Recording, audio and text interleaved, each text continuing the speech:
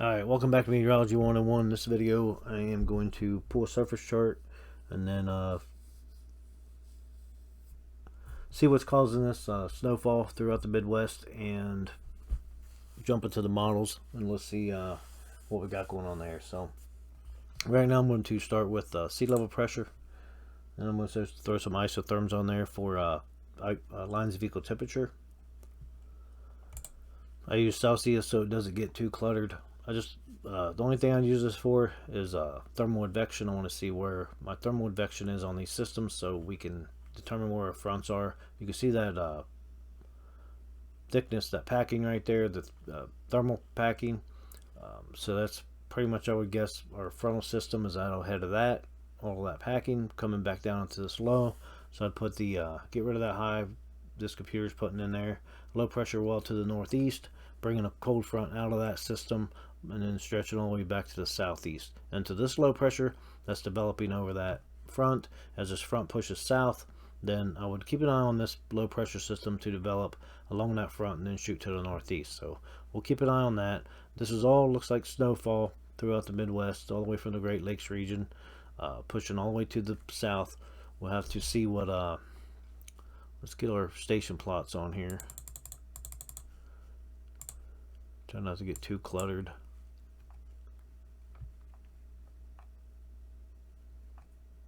The way we can see some temperatures, we can see some winds. Look at the winds around this low pressure system. Looks like overcast skies, obviously, throughout all that snow.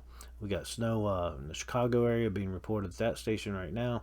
And then looks like low pressure to the north, thermal advection to the west of that. So I would probably place that cold front stretching back to the west. And then, like I said, that low pressure system well off to the northeast. I would bring that cold front right around this high pressure system, and then I would call this a shallow slope frontal system where all that weather is at behind that front. And then we have to look at this little bit of instability over Florida, and then we got this thermal advection being pushed up just south of the Four Corners into New Mexico and Arizona. So keep an eye on that system right there. That's the one we're going to watch, see what, if it pushes to the east, maybe it just fills in. This high pressure system's pretty elongated, so it's not like a well-developed high that's just dropping to the south, pushing in real hard. It will move to the south, I would say, pretty slowly, and that would allow this precipitation to intensify as that frontal system pushes to the south there too. So let's get to go look at a national radar. This is a national radar right here. Let's look at one that shows a little bit better. I'd like to go to Intellicast so we can see our precip a little bit more developed, just a higher resolution. So we do have snow stretching all the way from the Great Lakes region back to the southeast, and then you can see our rain snow line with that high pressure system is bringing that cold air in from the north, so our rain snow line is dropped well to the south. So probably a little bit colder than average this time of year. We have that instability over Florida that's pushing through there, and that's going to just push off to the Atlantic. You see the steering of the system pushing off to the northeast. This one is just kind of stationary. So, like I said, that with that elongated high pressure system we were looking at, that thing was just kind of it's moving very slowly. So, well, I don't have the chart pulled up for the SPC. There was a threat in the southeast for severe weather, but we're looking at the significant snowfall this winter storm to impact the portions of Tennessee and Ohio Valley. So all the way through that area as this cold front pushes to the south slowly, and we have significant moisture. We'll go back to the charts real quick. We'll pull up a 500. We'll get up to about just over 18,000 feet, see what our moisture is there, and then where our trough is located associated with this frontal system. And that's going to give us an idea of what kind of moisture we have in the upper levels and how heavy the snow might be. And then we'll jump over to the models, see how these systems develop, and then look at some snowfall amounts and try to determine what kind of snowfall we're going to have. All right, so I'm going to erase this chart, recenter it so I can get that 500 millibar level up here. I don't know why I have a line.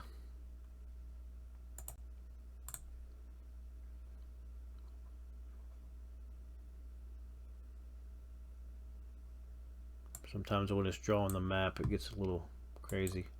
All right, so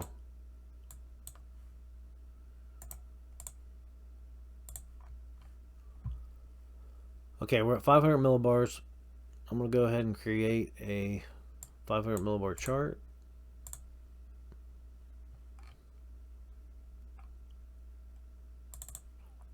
We need to look at vorticity too. That's going to give us a idea of how that low pressure system is going to develop over that frontal system. So we'll pull one of those just a second too. The vorticity chart's a indicator of upper level divergence and rotation. All right, so we got a pretty deep trough in the southwest. So we got that low pressure system already just south of the Four Corners. So it's stacking back toward the colder air with a major shortwave. So that does have upper level support there.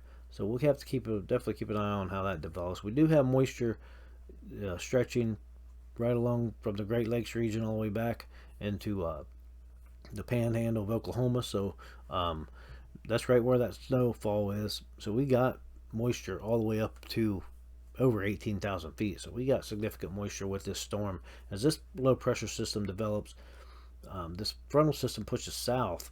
Let's just see if this low pressure system makes it to the east, stays south of that front. If that happens, then we can pretty much determine the instability is going to intensify. And if this low pressure system goes with this steering flow, then it's going to push to the northeast, creating all the instability we need as this moisture comes south with that frontal boundary, that high pressure system, and then we could have a pretty significant storm from that. So we got moisture at 500 millibars. Let's go look at a vorticity chart real quick. Let's see where our upper level divergence is and how unstable this thing really is. Got a couple other charts we can pull too for stability. Alright, so we definitely got positive vorticity advection in the south. We got it all the way through. There's Kansas from the Great Lakes region, right along that, right behind that frontal system where that all that significant moisture is. So we have areas of upper level divergence all the way through there. With that positive vorticity advection right there over the southwest. I'm going to throw the vorticity values on here, but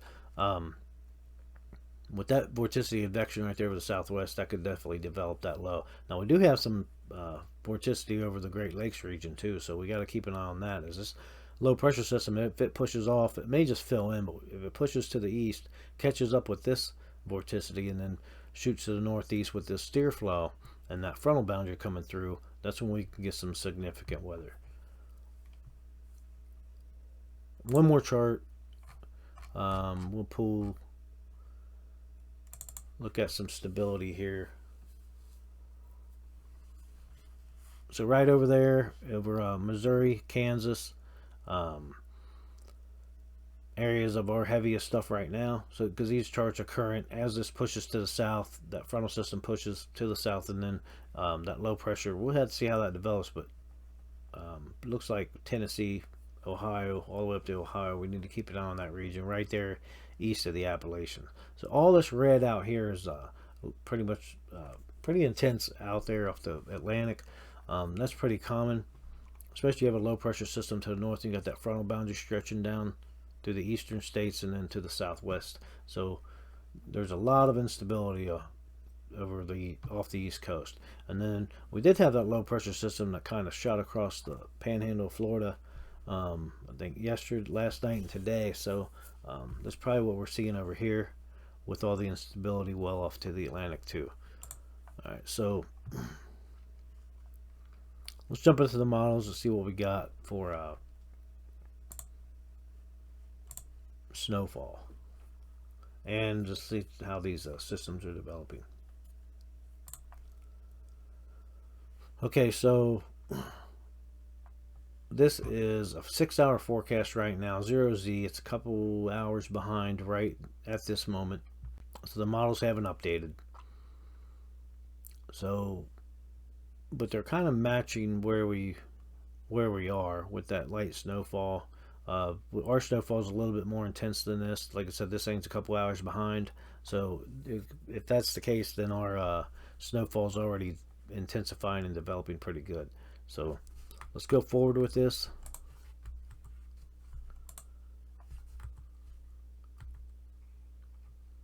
Okay, this is in the Friday morning. We see that moisture over the panhandle of Florida pushing through over there, and then this snowfall slowly pushing to the south. It looks like some mixture in Oklahoma and Texas. Now that low pressure system, let's go back. Let's look at that low over near the Four Corners, just south of the Four Corners, troughing up into the Four Corners, and from Mexico. That looks like that does make it to the east, and then develops a closed low right there over the Gulf. So, and then with our frontal boundary pretty much stretching right through that, and then the high pressure system pushing to the south, and that snowfall becoming pretty heavy in that area for Arkansas, and then pushing up into Indiana, and then northwest Ohio. So low pressure system to the north, 1006 millibar. The high pressure system to the west. This system should just kind of continue east. This low shooting up. We got a frontal boundary has to separate these two low pressure systems. So let's see what happens here. We got that low just kind of goes away. Actually, it more develops to the south, continues to stay to the south. Pretty intense frontal system right there, though. We get out of this low pressure system, we get that frontal system pushing through with that high right there behind it, bringing some cold temperatures, and we're getting into some pretty heavy snowfall stretching from Arkansas, northwest Mississippi, all the way up into the Ohio Valley. So, and this is Saturday. This is Friday night, overnight Friday night into Saturday, and then we got looks like some mixture through Tennessee, and continuing with the heavy snow from in Kentucky all the way up into Ohio, and then that system pushing off to the east over the Rockies. But this low pressure system does develop over the Gulf, and then pushes to the northeast, like we talked about with that steering flow in the mid levels, 18,000 feet, 500 millibars. So that does push right up to the east coast, and then causes significant snowfall from West Virginia all the way up through New York and all the way up into Maine. So that becomes a pretty intense system at that point. And this is all day Saturday into Saturday evening, and then that high pressure just drops to the south out of that, right behind that frontal system. It kind of clears everything out. So that's all the way into Saturday. So Friday into Saturday, we're looking at a pretty active weather pattern right here. So low pressure system that's troughing up into the Four Corners, high pressure system to the north. That high continues to push south. Low pressure system develops on the backside of that front, that's stretching from the northeast, and then that low pressure system does develop, pushes to the northeast, and causes pretty significant weather. Let's go look at our snow accumulation. So we're back into, this is early Saturday, overnight Saturday, Friday night into Saturday, about 1 o'clock in the morning Eastern time. Let's go back. So we can see light snowfalls, 1 to 3 inches, and then once we get into Saturday morning, that's where we're looking about 6 to 8 inches from Tennessee up into Kentucky, possibly even into the Ohio Valley. The Ohio Valley's looking at possibly 2 to 4 inches in that area. And then this is stretching all the way up into Pennsylvania, New York, with a couple inches up through that area, and then gets more intense. We're showing 6 to 8 inches. Tennessee up into Kentucky, maybe the Portsmouth area getting up to 6 inches of snow. 6 to 7 inches of snow right around Portsmouth, over the Ohio River there too, just north of the Ohio River. Then when we get over the mountain range, now we're getting into a lot of that stuff kind of snowing itself out at that point, but still 4 to 6 inches.